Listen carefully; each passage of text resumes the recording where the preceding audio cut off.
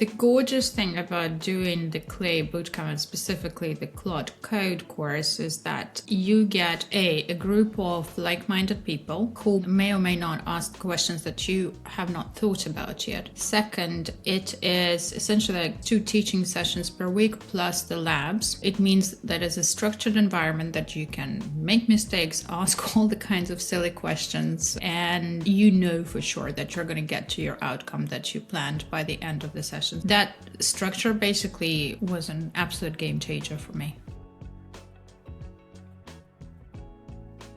I had a very interesting feeling about it. Remember back in the olden days when we discovered Clay and there was this brain explosion moment? I kind of had the same thing with Claude Code, and I knew I'm going to have it. But basically, when I joined the cohort, it felt like, like for the past 2 years, I lived in a house. With Tanae, I suddenly discovered a door that I never knew existed, and you walk through this door and there's like another universe.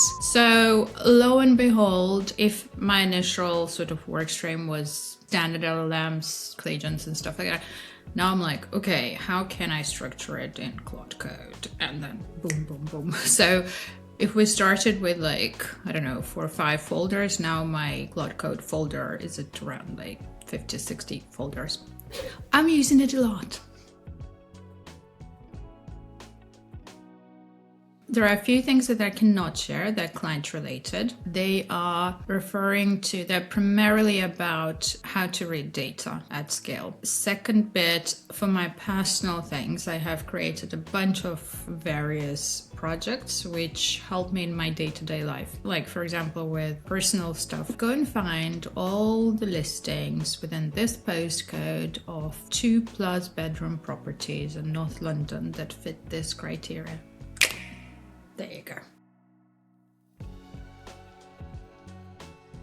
I'm still quite busy with my existing client stack, but I'm more and more using Claude Code to troubleshoot and to supplement the work that we have agreed to do. So on the deliverables, I think there is a massive opportunity to do that with my clients, but my clients are slightly more geared towards enterprise. So I need to be very careful on how to manage sort of the data privacy aspect of it. And actually on the course, we spend a lot of time talking about it, which was super helpful.